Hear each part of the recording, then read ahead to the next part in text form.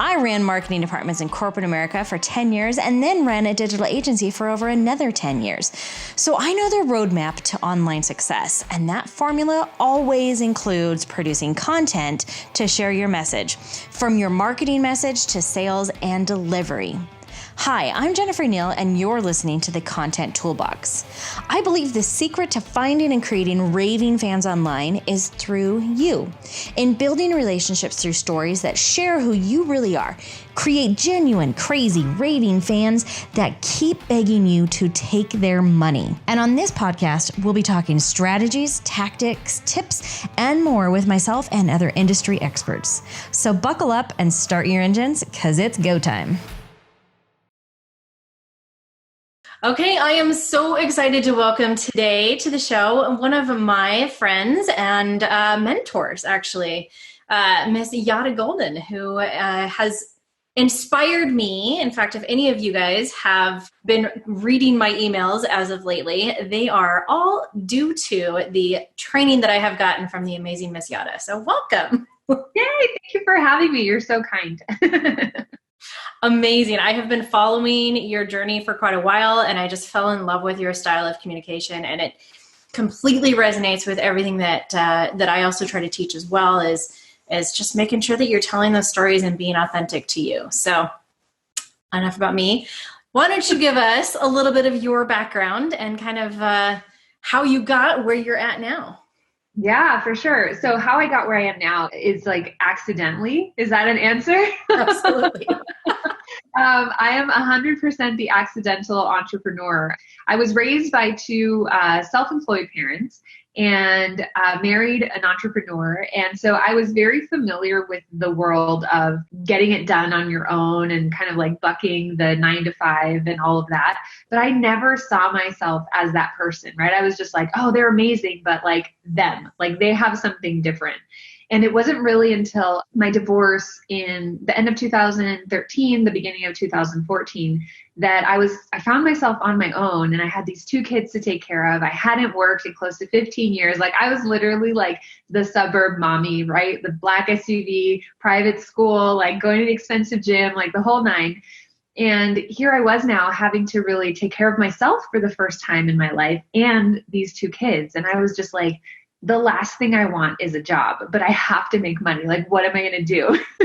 And so at the time, there was a real curiosity from our social circle about what had happened. Like, why were we getting divorced? And everybody wants the bad guy, you know? And it was very, very clear for me that there wasn't a bad guy. Like, this was a mutual decision. We had done a lot of work to get to the point where we were now.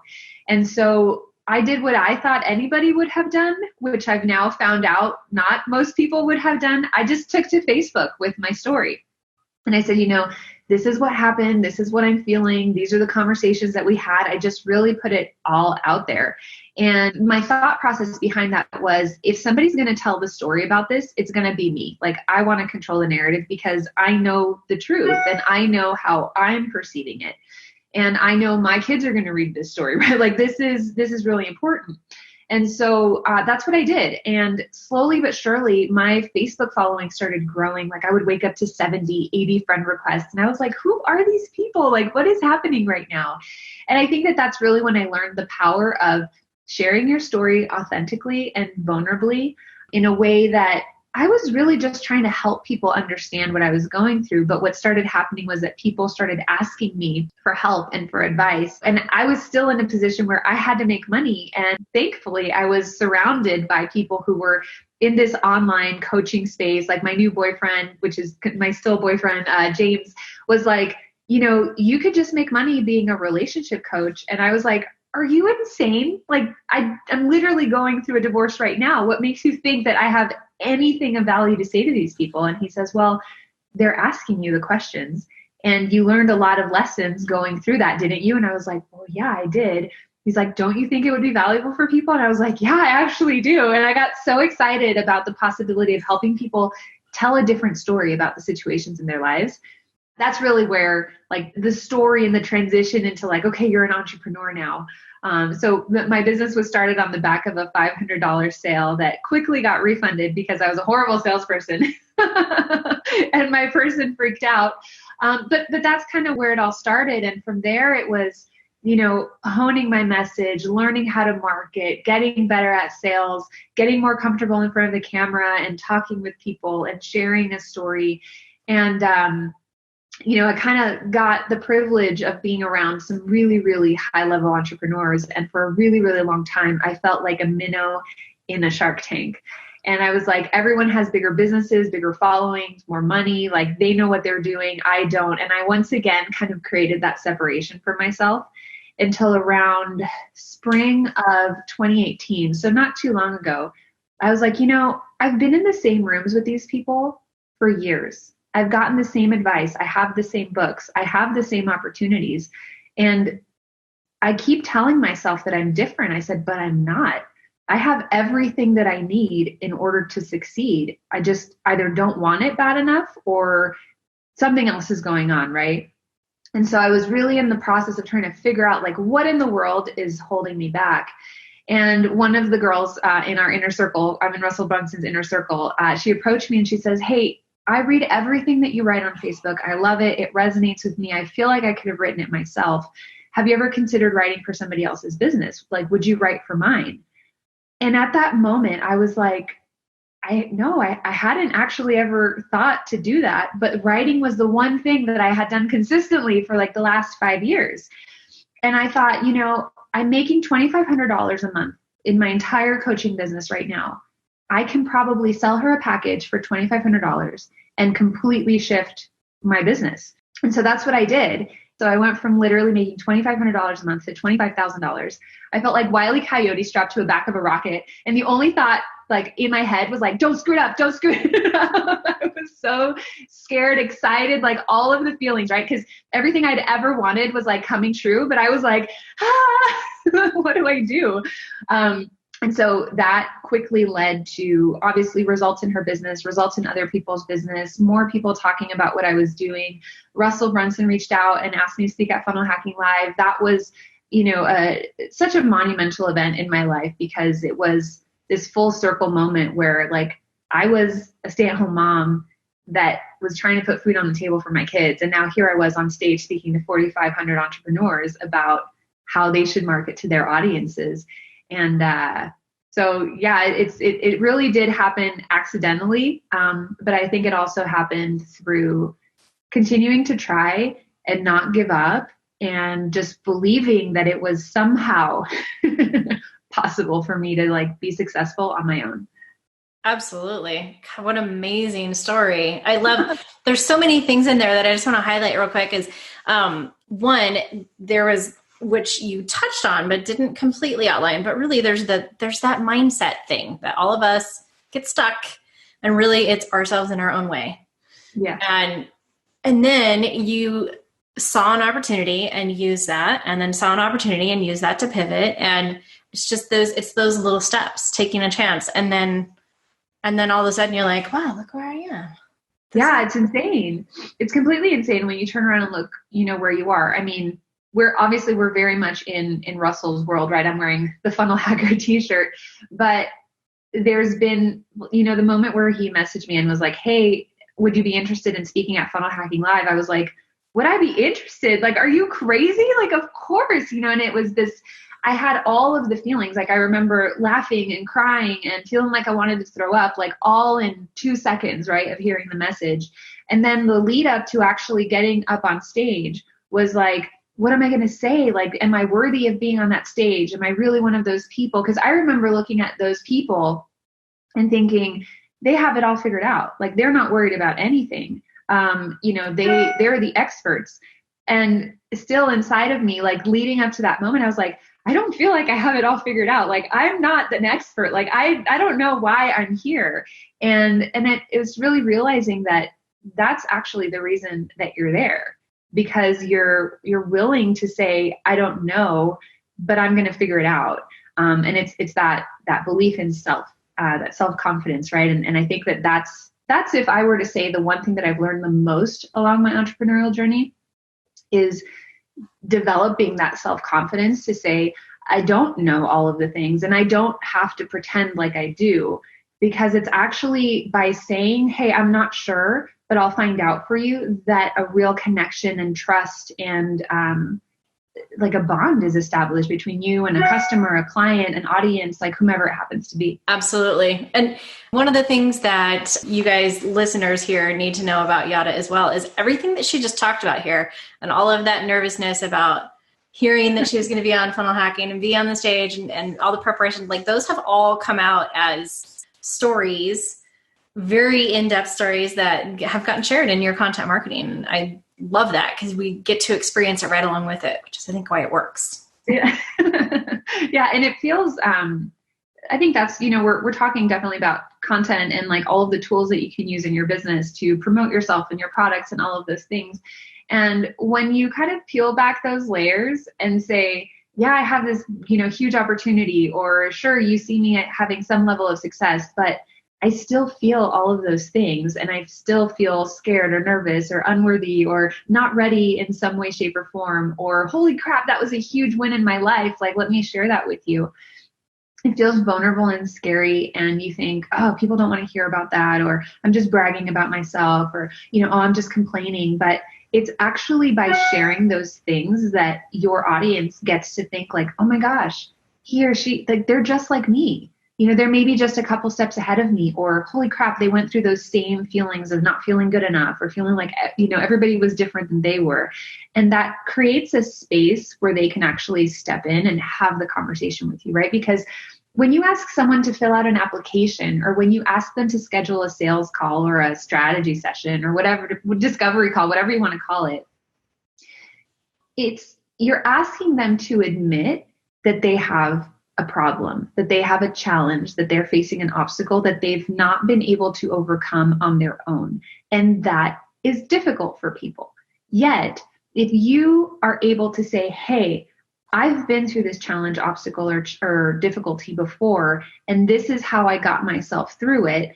Have you ever experienced anything like that? Or are you in a situation similar to that? Like, go ahead and let me know. Then they're like, oh, if I tell her that I'm in the same situation, she's not going to judge me.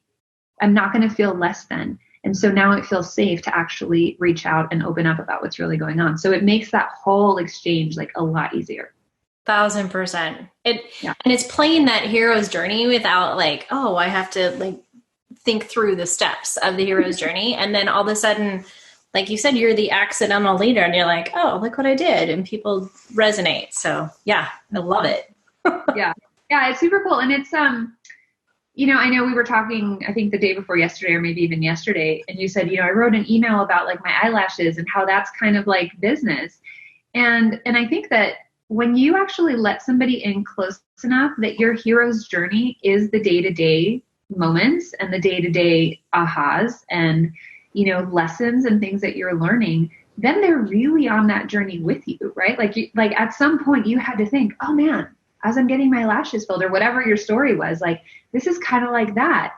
And being able to share that in a really quick, consumable way that brings people on that ride with you is like, I think it's so powerful, because then people really do feel like they know you. Like, they're just like, I know the thoughts that are going through her head, and sure, they're not all of them, but these are the things that are shaped. These are the moments and the stories and the lessons that you're gathering as you go that are shaping who you are, and that inevitably will shape your products and your courses and your services and all of those things. And so if people resonate with it in the day-to-day, they're of course going to resonate with you like on the macro, right?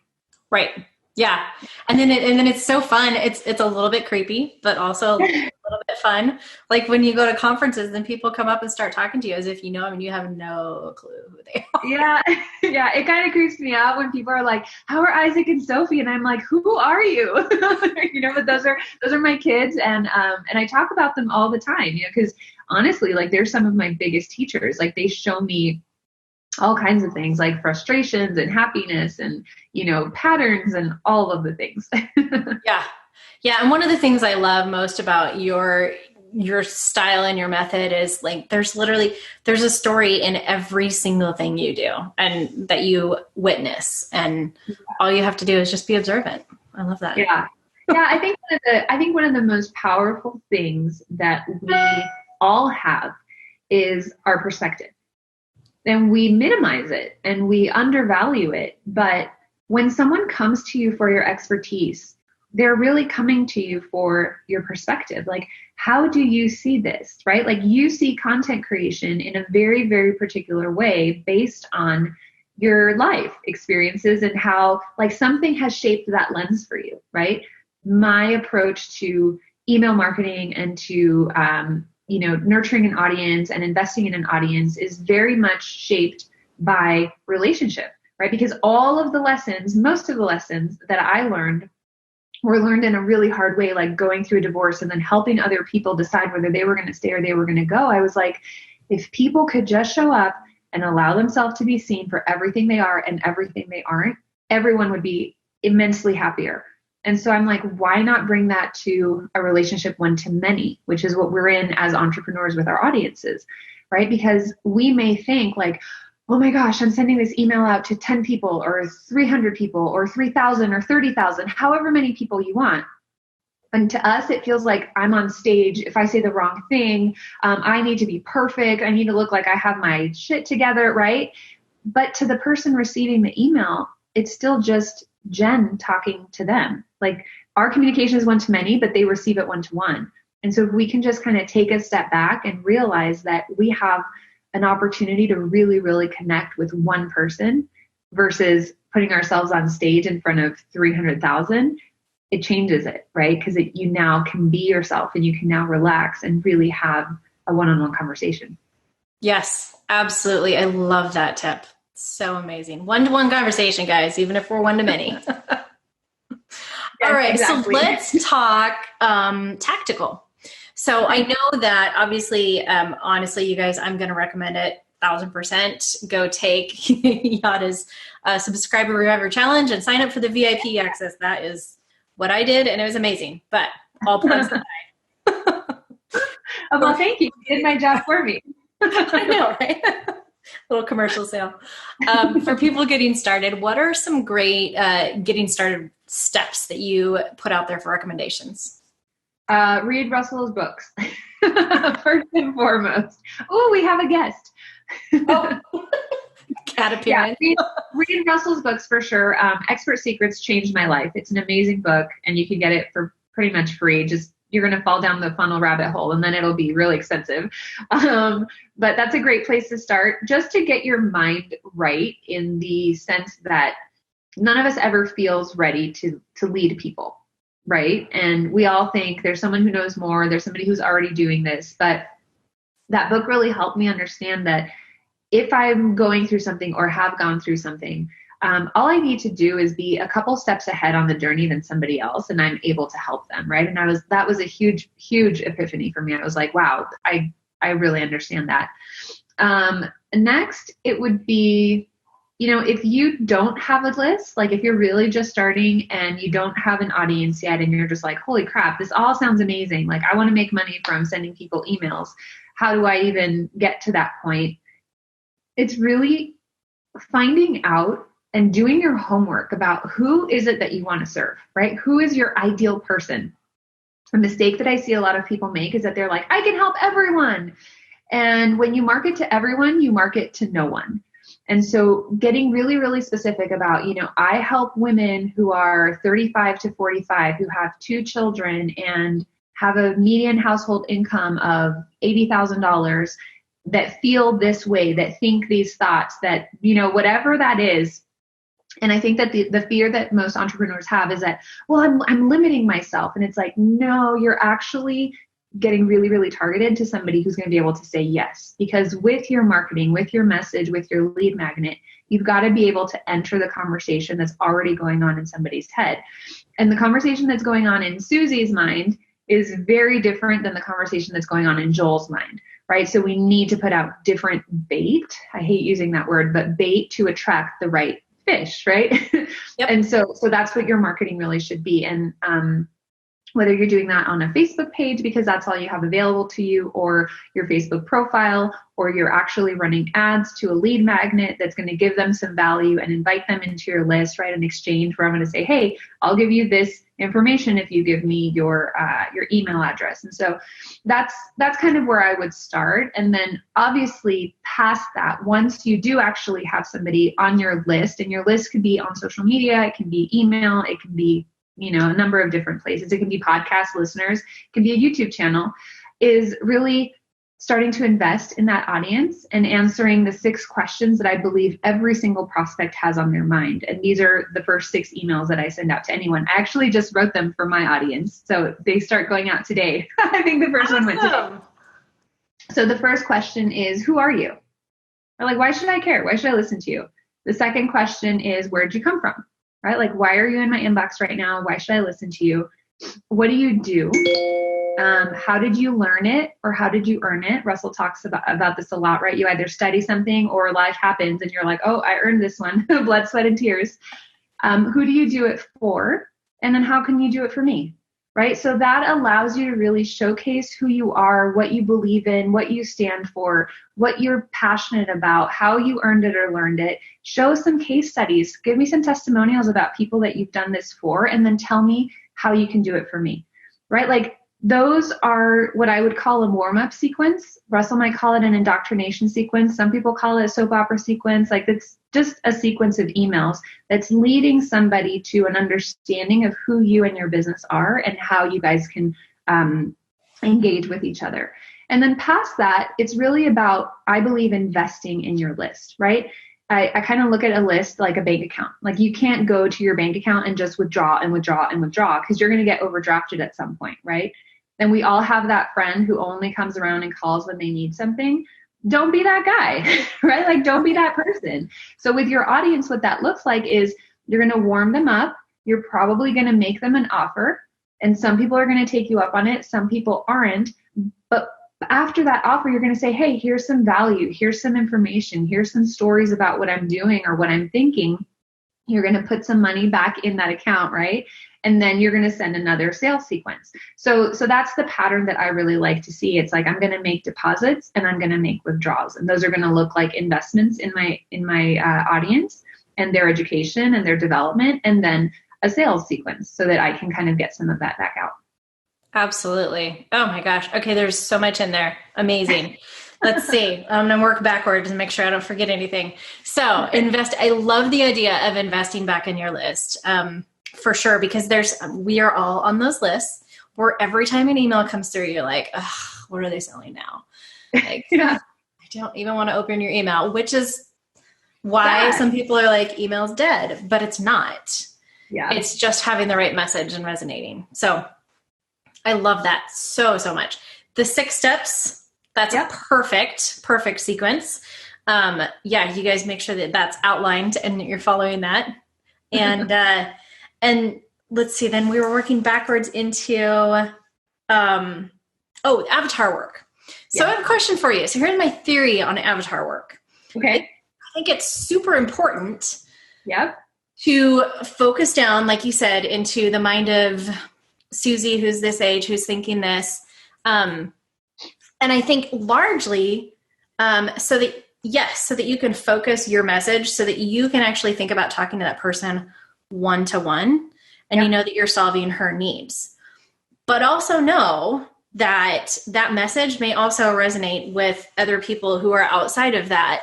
So just because you're focusing here to come up with your specific message doesn't mean that it's still going to not attract other people. So completely. And you also may have more than one avatar, and that's okay. Right. But I just got off the phone with a financial planner in Canada, and he's like, I can help everyone. And I was like, I totally get it, but no. I was like, you need, like, he's like, I wrote a lead magnet. And I was like, okay, what is it? And he says, it's 3 things the bank doesn't want you to know, and 12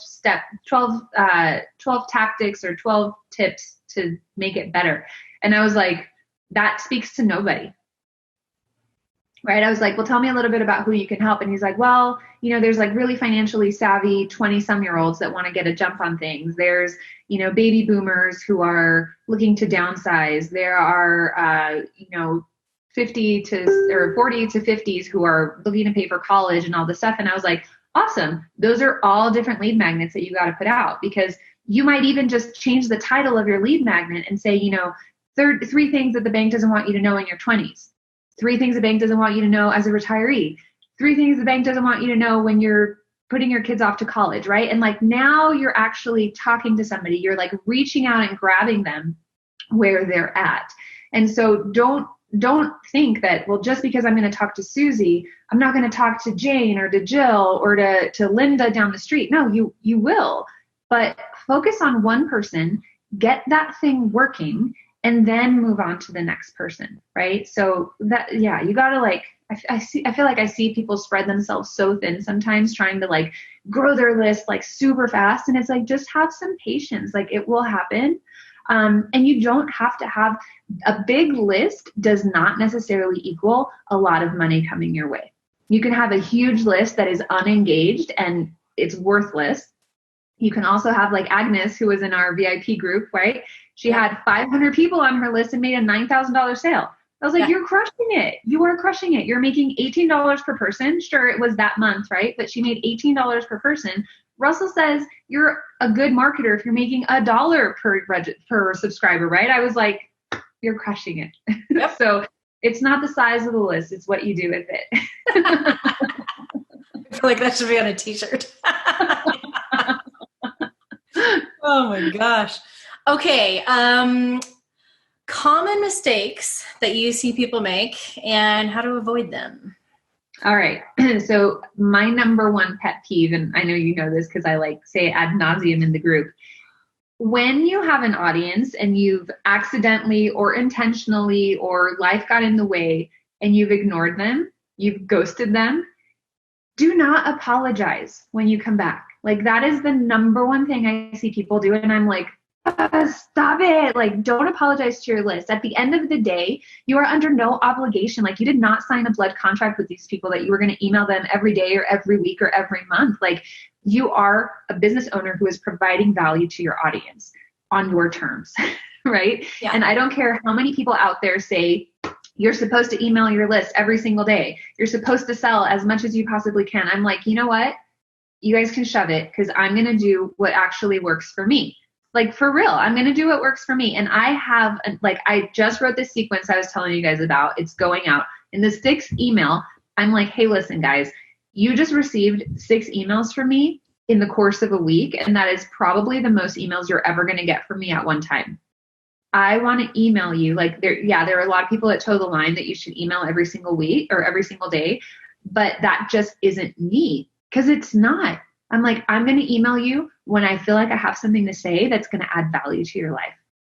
And if I ever promote somebody else's product, somebody else's work, somebody else's event, it's because I genuinely feel that it's going to add value to you, right? So I'm like, upfront contract, upfront communication, this is what it's going to look like to be on my list. If you're only here because you wanted to swipe my indoctrination sequence, this is the end of it.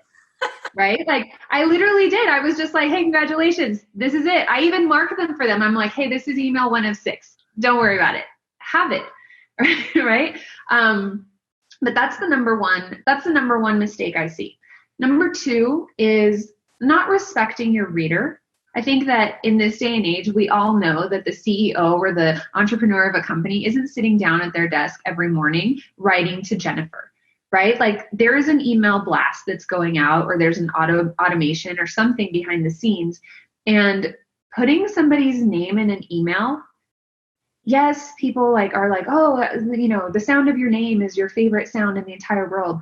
Yeah, when you mean it, right? Like I don't want an email that's like, dear Yada, how is your Friday? And I was like, really, dude, come on. Like, I know that this is going out to 1,000,001 people. And the worst faux pas of all is when you actually see the hashtag first name in there because their automation got screwed up. It's happened to everybody, And so I'm like, why not put that aside and just be real and talk to your audience like they're your friends, Like I write to my audience as if they were my best friends. And the number one comment I get back is like, oh, I feel like you're really there, like having a cup of coffee with me, telling me the story. And I'm like, well, because I am. Like I really actually am. So there's that. And then another mistake I see a lot is, 2 things. Making sales, trying to make sales all the time. So every single email has an offer. That drives me nuts because I think that you need to invest and then withdraw. And number two is if you do make an offer, making more than one offer in the email, right? Like if you want this, you can go here. And if you want that, you can go there. And if you want to just talk to me, then you can go here. It's like, what do you want me? I don't know. I'm confused. And a confused mind never buys. Now, the only exception to that would be the 6th email that I was talking about in the warm-up sequence, because at that point I'm saying, these are all of the ways you can work with me, right? So I'm giving them an overview of my business, but I'm not necessarily selling in that email. It probably will sell, but it's not the purpose of the email. You got to remember that whenever you link somebody out of your email, the chances of them coming back and looking at anything else are very, very slim. So always have the call to action be the thing that you really, really want them to do, whether that's a reply, joining a Facebook group, subscribing to your podcast, whatever it happens to be. Just make sure that there's that one action. I think that's it. Yeah. Such great tips and things that we see all the time, for sure. I was like, you probably got way more than you bargained for. I was like, oh, all the mistakes. Oh, no, I love it. I love it. And I know everybody else will too, because there's always so many questions about, how often do I send my emails? What do I put in them? How do I do the call to action? Yeah. So great tips. Thank you. So I think on that note, I think I get that question all the time, right? Like, how often should I email? What types of things should I talk about? Like, people have so much insecurity around, like, am I doing it right? And for me, I think it really goes back to, I like marketing to people the way I like being marketed to. And I really, really do believe that our audience, our followers, are somewhere along the journey that we ourselves are on, right? We're just a couple steps ahead of them. And so that means that my followers are like me. And that means, to me at least, that they have similar habits to the ones that I have. So, I started looking at like, well, when do I check my inbox? How often do I like getting emails from people? What emails am I buying from? What are the subject lines that get my attention, right? And I started really kind of making a study of that. And I found out that, like, that's just when I happen to send things out too. And those are what my emails kind of look like. And that's what my subject lines kind of look like. And it started working. And so I'm like, just do you. Like, whatever you do, just kind of assume that your audience is very, very similar to you. And I think you'll be safe. That is so insightful. What a great tip. Yeah. I'm going to have to, thinking back through my inbox, I have to go take a look. Yeah. I've noticed that, like, if companies email me that I don't even read the email. I'm just like, oh, I needed to buy this thing from them. And I just click on the email, click on the link and go buy it. I'm like, did I even read it? No. I was just like, oh, it's that thing, Yep. I've totally done that. See, we're all like, it's interesting. Like, we totally overthink this. Totally overthink it. All the time. 24/7. Yes. Yeah. We all have master's degrees in overthinking. Absolutely. Yeah. All right. So oh, sorry. What was that? Oh, I said, just hit send. You'll be fine. Yes. Just do it. Do it. All right. So you explained your journey that you've been on here. One thing I like to ask is, what is something that has happened to you personally or in your business transformationally that you never even expected? Oh, I think oh my gosh. So the first year that I was in business as a coach, I think I made $34,000.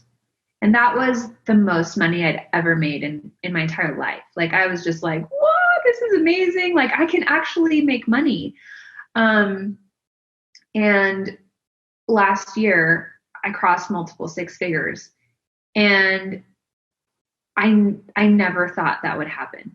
Like, I just never thought it would happen. It was not a goal. It wasn't like a stretch goal. It wasn't it was never a thought for me. And I think to realize that it happened, and it happened within really probably 12 months, probably within a year, I went from making high 6 figures to multiple 6 figures. And it just, it changed my life. Like it changed my life because I finally solved the money problem for myself. And when I solved the money problem for myself, the most amazing thing happened. And it was, so I have to kind of back up for a second. When I was in the inner circle room and I would go into all of those meetings with Russell and all these like super amazing entrepreneurs, they would always talk about how it wasn't about the money and they really just wanted to make an impact in the world. Right. And I was sitting there and I was like, you guys are so full of crap. I can't even believe it. Like, do you even believe the stuff that's coming out of your mouth right now? Because I don't for a hot second. Right. But I hadn't solved the money problem for myself. And these were all people who had. And so crossing that milestone for myself and solving the money problem for me really allowed me to kind of take a step back and say, okay, within reason, I can pretty much do whatever I want at any point right now. Why do I keep growing this business? Like, why keep going? Why keep trying? Why keep pushing? Why keep, innovating? And I thought about all of the writers that I have on my staff and all of the businesses that I'm able to help and all of the lives that are able to be changed because of the things that we write. And I felt like a beauty queen for a second because I was like, I really do want world peace. Like, I really want to make an impact in the world now. Like it's not about making my life better anymore. It will get better. And that's awesome. But I can actually help other people solve their money problem and make their lives better. And so I think that switch, like it wasn't about the multiple six figures or anything like that. It was really about the switch from like, I'm trying to solve the money problem for myself to like, I want to start making an impact in the world, and super, super unexpected. So I think those are kind of two unexpected things that happen like simultaneously for me. Yeah, that's amazing. Yeah. Thank you for sharing that. I love how once you cross that threshold, it's like all of a sudden it's like a goal set and then reset that just happens. Yeah. And all of a sudden all of your levels and perspective just like flip. Yeah. And it's amazing the people that come into your space when you operate from that space, where it's like, listen, am I going to make money? Yeah, I'm going to make money. Like it's not a thing anymore. Right. Like I can't even explain what that feels like to just be like, I know how to make money, right? Like there is an abundance, like that. I'm not in a scarcity of money or of anything anymore. Like I'm like, I know, I trust in my ability, right? Back to the self-confidence. Like I trust in my ability to figure it out. I know that I can add value and someone will always, always reciprocate with payment. That's just how it happens. I forgot what I was going to say, but it's like, it's just such a powerful feeling. And to know that I can also change somebody's life, right? Whether I'm giving them a job or I'm helping them grow their business. So yeah, it's cool. Yeah. Amazing. And I love the impact that you've already had and the path of where you're going. It's so exciting. And I just love your work. I appreciate it. Thank you so much. Well, thanks so much for being on the show here. Are there any final words, anything else that you'd like to share? Just show up. Whatever it is that you do, just show up and be yourself, because there is no business or relationship that you can create by not being yourself that will be sustainable, because you will eventually be tired of showing up as something that you're not. And if you just show up and allow yourself to be seen, like I said earlier, for everything you are and everything you're not, you will attract the exact right person for you who you can help and who needs to hear your message. So just get out there, share your message, share your story, and watch magic happen. Just press send. Yeah, just hit send. Awesome. All right. So Yada, if people want to find you online, where should we send everybody? You guys can go to yadagolden.com, and it's YARAGOLDEN. I always have to spell it for people. Or, you mentioned the challenge earlier. You can go to subscriberreviver.com and join us in the challenge. It's a lot of fun. Absolutely. I highly recommend it, everybody. Go do it and join the VIP group. I like it when other people sell for me. It's amazing. Yes. All right. Thank you so much, Yada. I really appreciate it.